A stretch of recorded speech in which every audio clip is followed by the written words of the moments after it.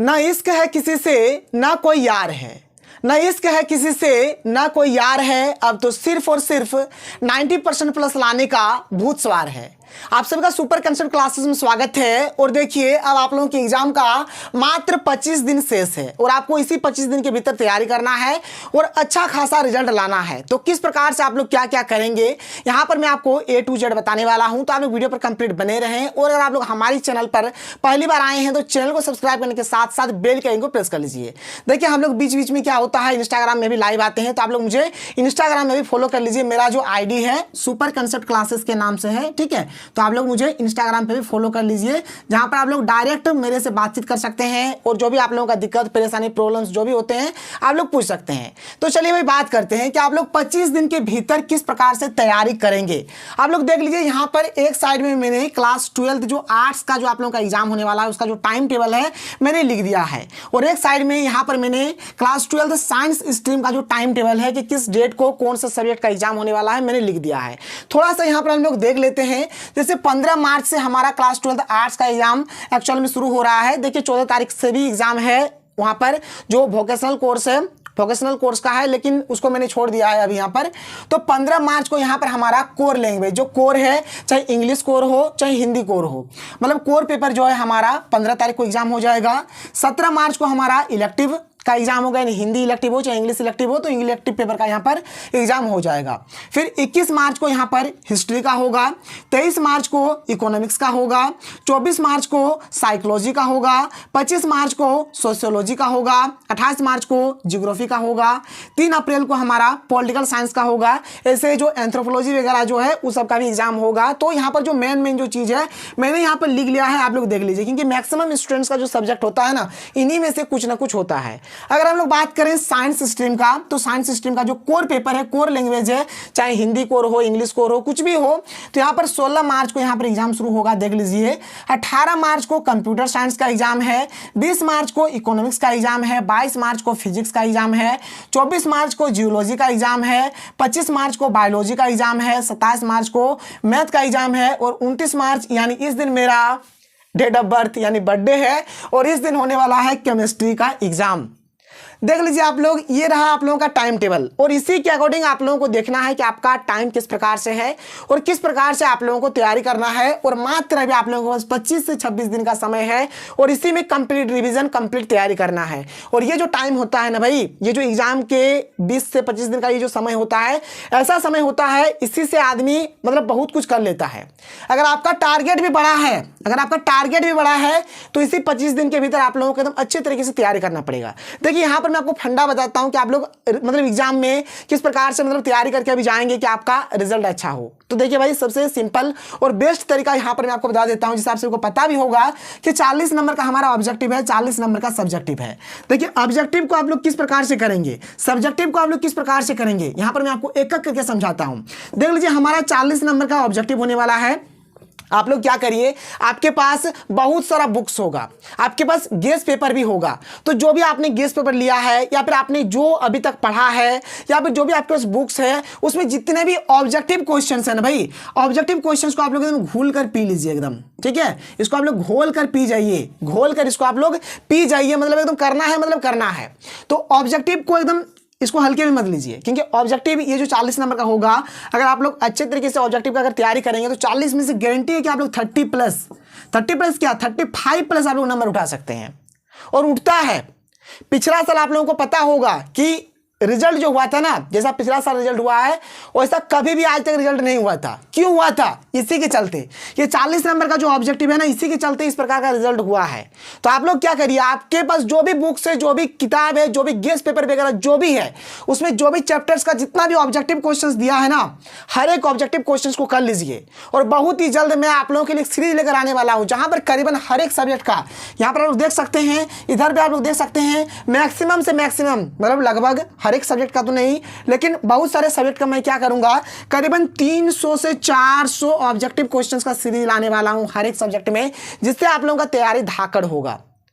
लेकिन जब तक मैं ला रहा हूं इससे पहले आप लोग अच्छे तरीके से तैयारी कर लीजिए। ये जो ऑब्जेक्टिव पोर्शन है इसके ऊपर आप लोग अधिक से अधिक फोकस रखिए, क्योंकि यहाँ से आप लोग मैक्सिमम से मैक्सिमम नंबर उठा सकते हैं। तो ये तो हो गया हमारा ऑब्जेक्टिव पोर्शन, जहाँ से आप लोग 40 नंबर का तैयारी आसानी से कर सकते हैं और बहुत ही कम समय में आप लोग 40 नंबर में से 34, 35, 36 इस प्रकार से नंबर आप लोग उठा सकते हैं।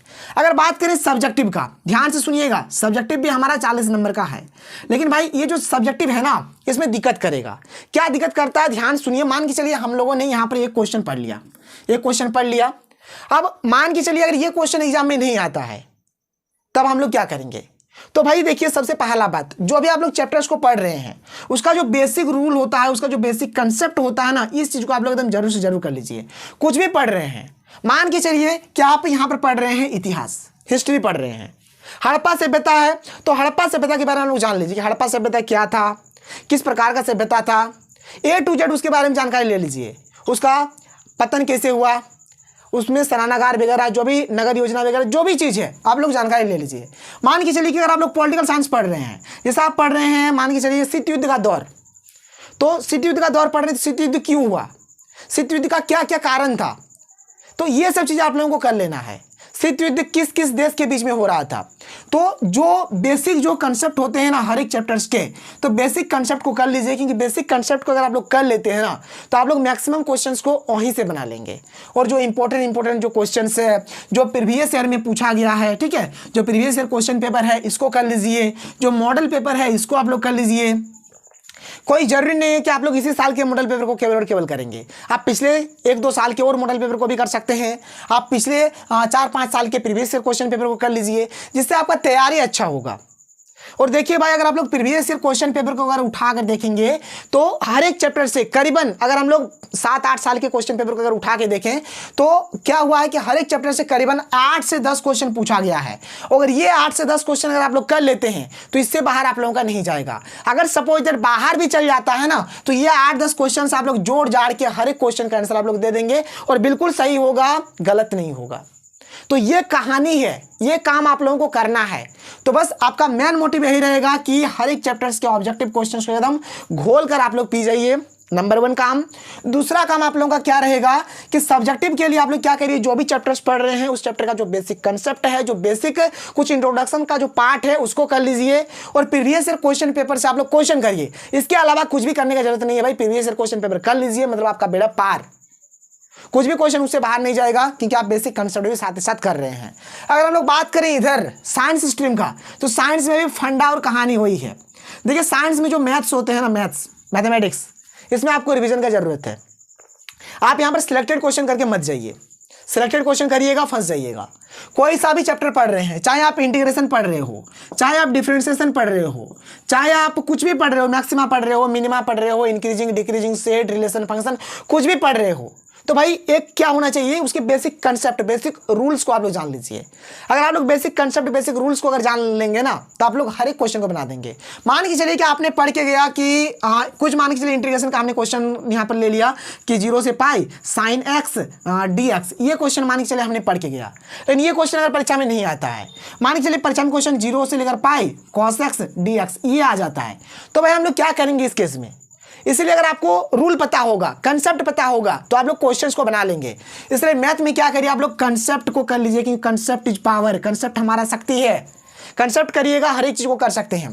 उसके बाद जो हमारा फिजिक्स है, जो केमिस्ट्री है, ये सब जो चीज़ है, जो कंप्यूटर साइंस है, ये सब में क्या करिए, चैप्टर का जो बेसिक कंसेप्ट, जैसे मैंने अभी आर्ट्स स्ट्रीम वालों के लिए बताया, बेसिक कंसेप्ट तो आपको कर ही लेना है। साथ ही साथ previous year question paper, model paper के ऊपर फोकस करिए, और जितना भी ऑब्जेक्टिव क्वेश्चंस बनता है आपके पास, अगर कुछ है कंटेंट ऑब्जेक्टिव के लिए, तो भाई ऑब्जेक्टिव को भी जरूर से जरूर कर लीजिए। अगर इस प्रकार से अगर आप लोग तैयारी करते हैं, तो आप लोगों का धाकड़ तैयारी होगा, अच्छा खासा आप लोग रिजल्ट कर सकते हैं।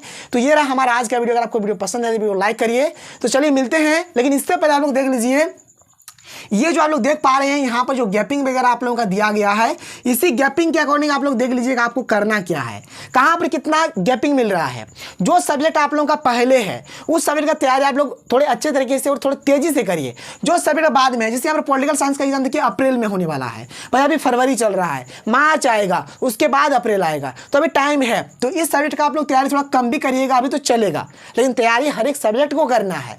फिर आप देखिए जैसे 15 मार्च को हमारे यहाँ पर कोर पेपर है, तो इसका तैयारी आप लोग धाकड़ और अच्छे तरीके से करिए, क्योंकि देखिए जब कभी भी क्रिकेट खेल होता है ना, स्टार्टिंग अगर अच्छा जाता है, ओपनिंग का जो जोड़ी होता है अगर वो अच्छे तरीके से रन बनाता है तो पूरा टीम अच्छा रन बनाता है। तो यहाँ पर भी ये आप लोगों का ओपनिंग मैच है, अगर ये आप लोगों का जोड़ी अगर ये अच्छा रन बना देता है ना तो पूरा एग्जाम आप लोगों का अच्छा जाएगा कि निडर होकर आप लोग एग्जाम दीजिएगा।